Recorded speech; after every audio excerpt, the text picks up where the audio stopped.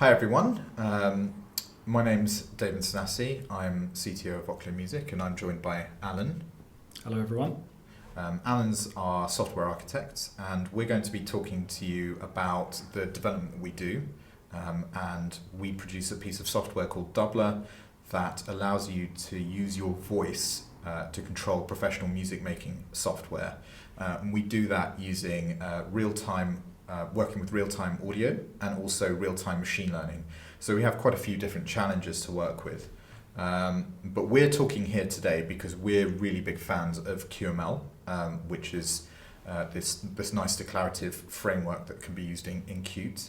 And we find it so productive that we use QML with other libraries, with other libraries such as JUCE, which is a library that's used for working with audio, and we've taken the step of kind of combining these together, and that's kind of leads to its own challenges, and we're going to talk to you about how we've overcome those challenges, so that perhaps if you're interested in this, you can use this kind of architecture to build your own real-time systems. So first of all, I'm going to give you a quick demo of our software.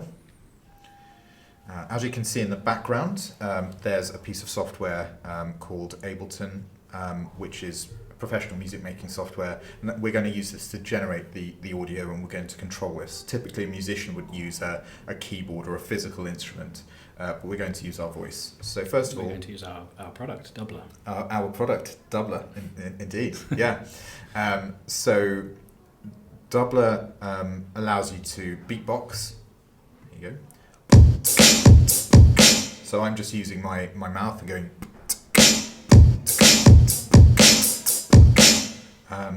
It picks that up. It can also pick up the notes that I'm singing and convert that into MIDI notes in real time to control the professional music making software in the background.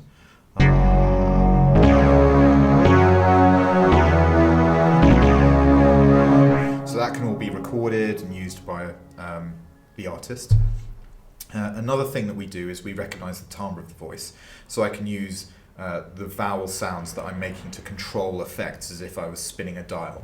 So I'm just going and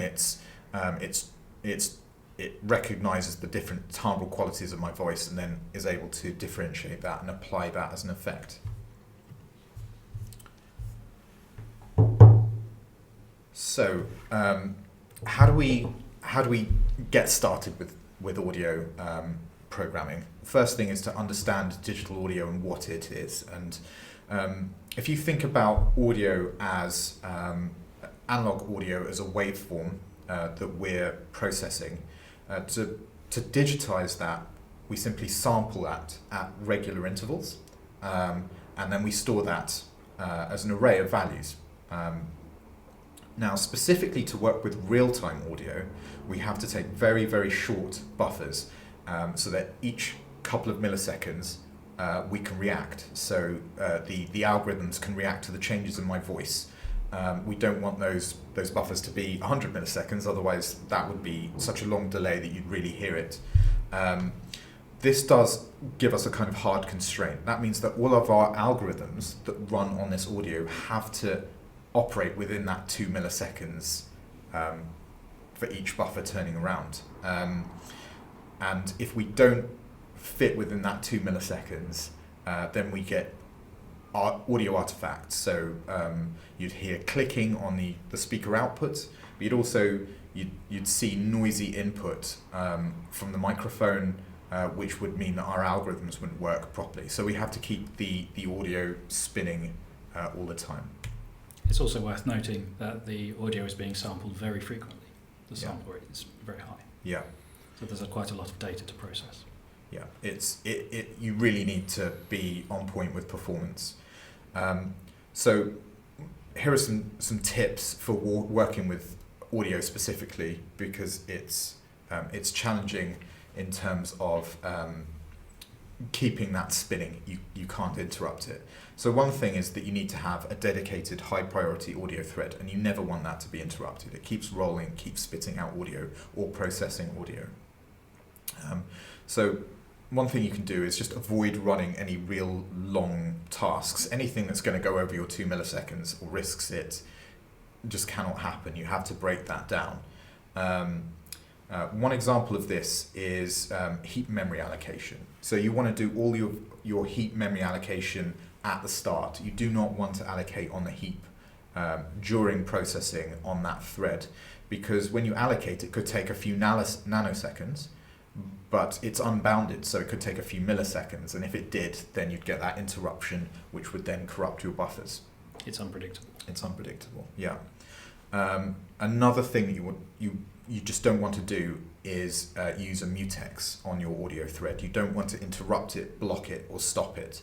It needs to keep flowing, as it were. So just avoid mutexes. Go lock-free. Okay, so on this slide we've got a diagram explaining our approach to try and overcome or work with these challenges that David has just outlined. So in the top half of the diagram, you can see we have a fairly straightforward approach here, which is fairly standard, of having QML as your front end with some C++ data models. And then below that, we have what we've called our audio subsystem, which is the layer which is coming in between the Qt domain and our real-time audio domain. And so underneath the yellow dotted line, we have the real-time audio. And this is generally where your audio thread is running. And this is provided by, we make use of a framework called JUCE, which is very popular for music making, for music making software. And we use a class called the Audio Device Manager.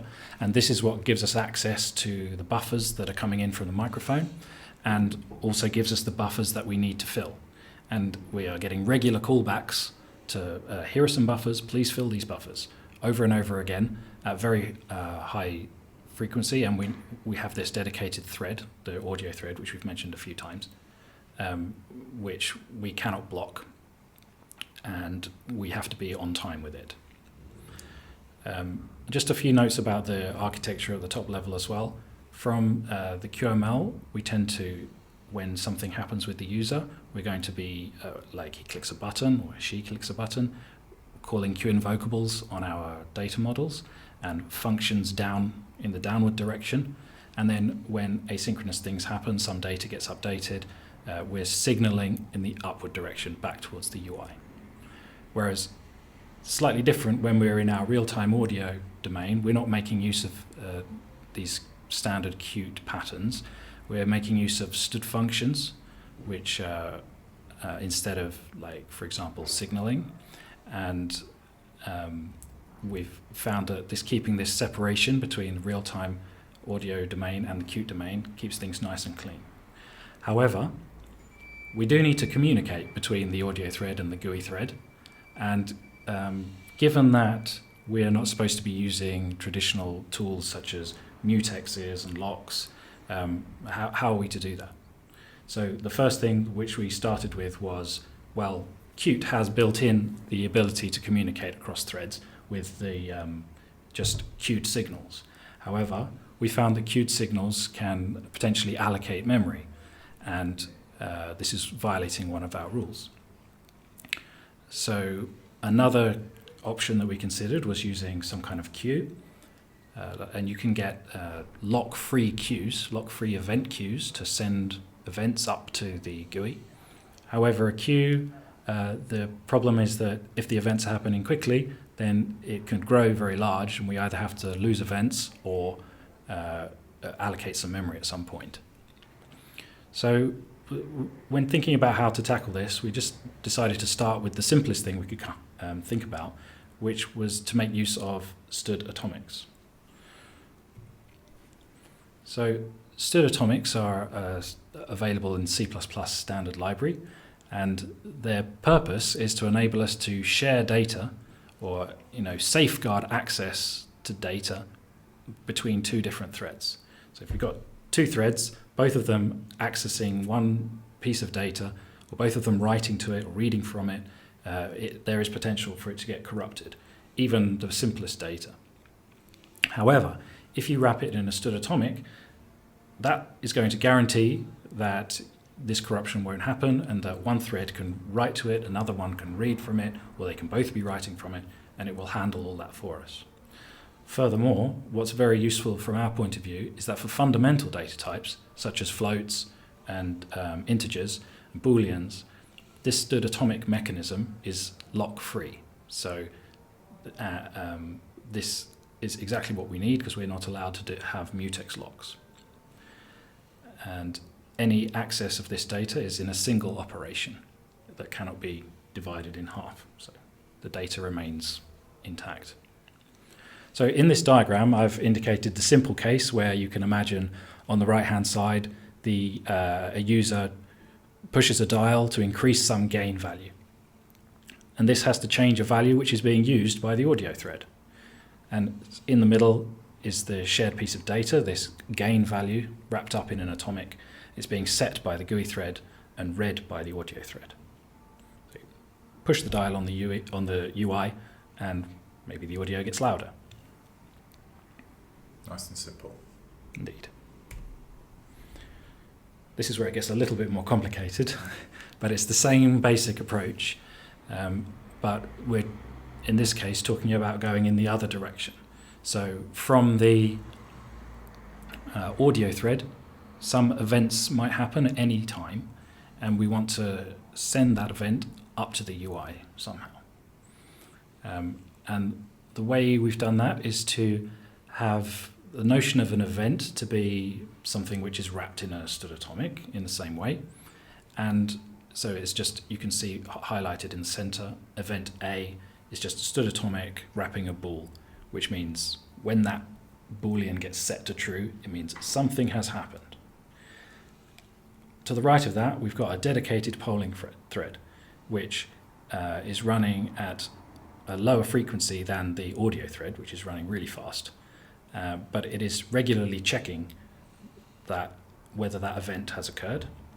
And if that event has occurred, and only if, then it will emit a traditional QT signal, which goes up to the UI.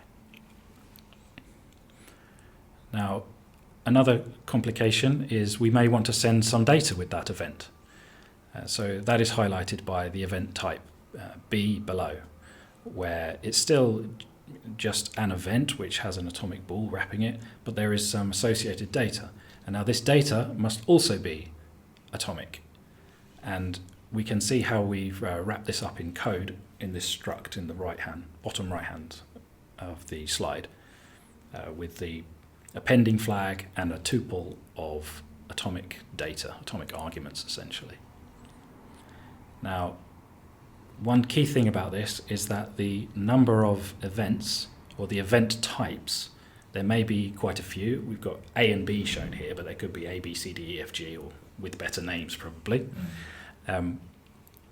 But those events, they are fixed. There's only a fixed number of them.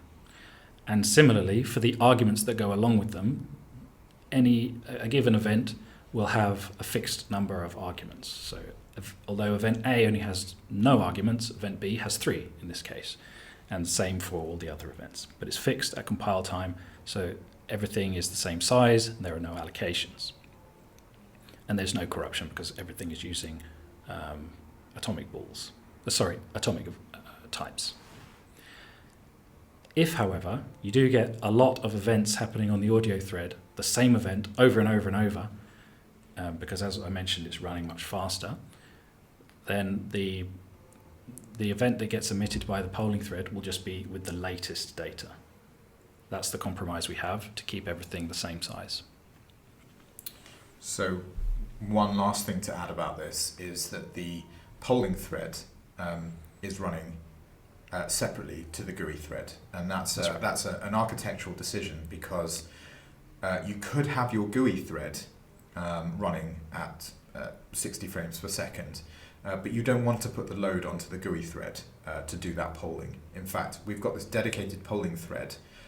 It's checking the events, and it only updates the GUI thread if and only if. If we left it to the GUI thread, that would incur computation expense at the cost of rendering to the screen. So this is a kind of deliberate thing that has been done to avoid that. We only want to update the GUI thread and get it to redraw when it needs to. That's right. And on this slide, I'm showing where the fixed size event loop fits into the picture. So you can see that it lives on the right-hand side there. It's part of the Qt landscape in that it is an object that can emit signals when it needs to. And the real-time audio thread, you see the audio engine is what is sending events to it. So and that communicates via a traditional observer pattern interface. So every now and then, some event gets pinged up to the fixed size event loop, and inside there is where our polling thread is checking the events and sending them up to the UI. And yep, next one. Take it away. Right. So the end result of this is significantly improved performance. So the application that I showed earlier in the demo is DoubleOne, our first product. And we weren't using the architecture that's shown. We were just using Qt signals, and we were probably allocating, and there were some slight disadvantages there. But we learned from that, and that's why we've built this architecture. And we're in the midst of building our next product based on this architecture, and I can say that the performance improvements, having made these architectural changes, has been drastic, orders of magnitude performance, which means that we can continue to lower our buffer size, keep halving it, which results in better latency for the user, which is just a better performance. And also it means that the users can run more software that generates more sound and have a richer kind of experience with our software. So all in all of this pays off. But I'm going to leave you with some extra side tips. This is not directly related to audio, and it's more general tips for QML Qt performance. And this relates to us because if you put a lot of strain on your UI, you're not going to leave a lot of CPU time for your audio thread. So it all kind of affects each other. So one tip is, a general tip, is to only animate your UI when is necessary. For instance, QML will only redraw anything if something is changing on the screen. Otherwise, it just leaves that last rendered image. So you can do things like you can control the rate of animation. So when I find that my audio thread is signaling that it's under serious strain, perhaps it's using 80% of its potential CPU time, and we don't want it to go over that, I can actually start slowing down the frame rate of the animations to give the audio thread a chance to not to go over budget. One other really cool trick that's built into QML is using layer.enabled, and this is a parameter of an item, and what this does is it caches the item. So when it's rendered on the scene graph, it caches it as an image at the cost of a bit of memory usage. But then when it comes to redraw, if that particular item hasn't changed, it will just use the plonked image of that, put it there, and then only redraw the bits that haven't had that layer enabled. So what's really cool about that is you could have 2/3 of your screen just reusing an image, and then the third of the screen that's changing gets completely redrawn by the scene graph, and that could save it a huge amount of CPU time, and it does. And one final tip is actually avoiding any calculations of the QML. You don't want to be doing any square roots or any kind of clever maths or too many JavaScript functions. If possible, avoid them completely in QML. You want to do all of that in your C++ and then send that up to your QML and just treat the QML as a pure view that's just putting stuff out to the screen. And these tips will help you, get a really smooth, silky performance out of Qt and QML. And make sure QML easier to write as well. It does, yeah. It's nice and clean then. So thanks for listening to both myself and Alan. And hope that you've enjoyed hearing about real-time audio and also how you might work with real-time audio using Qt. We'll just leave you by saying that we're growing our team, and if you're interested in the future working on some of the stuff that we do, please get in touch. You don't need to be an expert in any of these things. We're looking for passionate people that are just excited about what we're doing. So please get in touch at info@vochlea.co.uk. So thanks, and yeah. Thank you.